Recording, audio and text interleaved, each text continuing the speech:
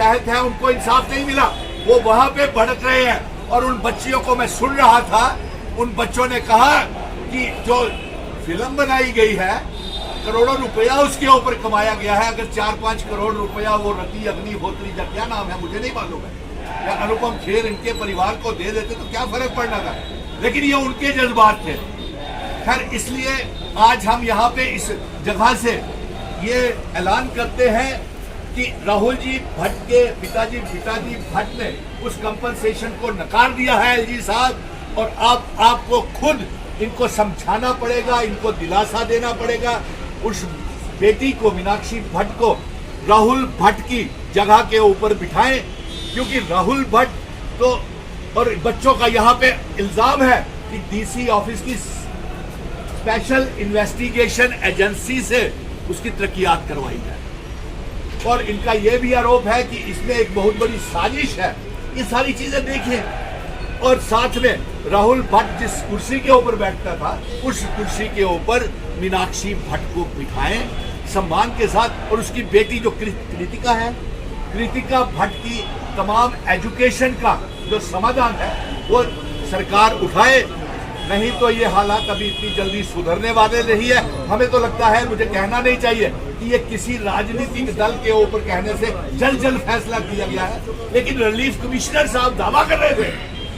मालूम नहीं relief commissioner यहाँ है ये कि दावा कर रहे थे, मैं सुन रहा था कि विश्व में या कहीं पे वो बोल रहे थे कि ये फैसला हमने करवाया है। अरे साहब, ये फैसला करवाया है, ये बेइज्जती करवाई है आपने पिताजी भट्ट और राहुल भट्ट की शहादत को। इसलिए मैं सारे ये हाथ खड़े करके, सारे अनिल मस्कीन साहब रही है, ये फूफा जी है, हाथ खड़े करके इस कंपनसेशन को हम रिजेक्ट करते हैं। और एलजी साहब,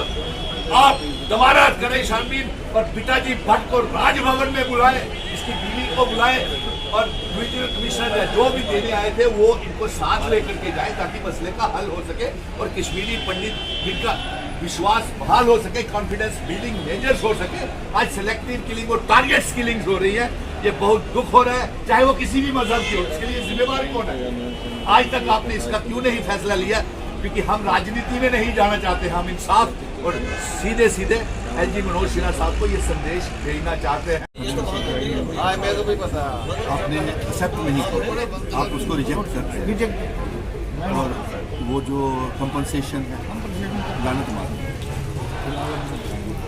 यानी कि आपने इनको जो फैक्ट इन्होंने दिया वो कंपनसेशन वो आपने रिजेक्ट किया। बेहद अफसोस की बात है, इस समय हम यहाँ पे बैठे हुए हैं खाट के ऊपर, और इनके पिताजी ने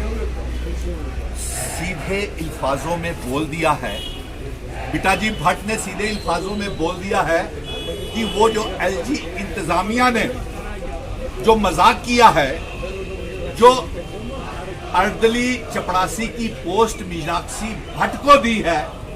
उसको ये लानत मारते हैं, और जो 5 लाख रुपए की कंपनसेशन दे करके लॉलीपॉप दिया है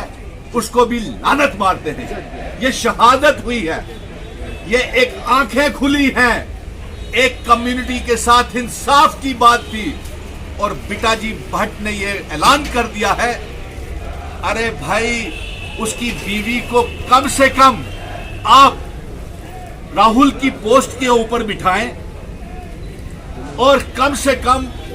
50 लाख रुपया तो उसको कंपनसेशन के तौर के ऊपर दें, और साथ में उसकी जो बेटी है, छोटी सी मासूम सी बेटी, उसको एजुकेशन का अच्छे स्कूलों में जैसे डीपीएस गोयनका बड़े बड़े स्कूलों में एजुकेशन की उसकी पूरी उम्र की वो जिम्मेवारी सरकार ले। बड़े अफसोस की बात है कि एलजी मनोज सिन्हा साहब, आप यहां पे देखिए मातम छाया हुआ है पूरे जम्मू कश्मीर में, जम्मू की सड़कों के ऊपर, कश्मीर की सड़कों के ऊपर, और आज ये हाईवे को भी ब्लॉक करके कश्मीरी समुदाय के लोगों ने रखा हुआ है। लेकिन आपके पास समय नहीं है कि आप राहुल भट्ट के पिताजी भट्ट के घर आते खुद उसको सम्मान के साथ, प्यार के साथ बिटाजी भट्ट के ऊपर, सर के ऊपर हाथ फेरते। बिटाजी भट्ट ने सारी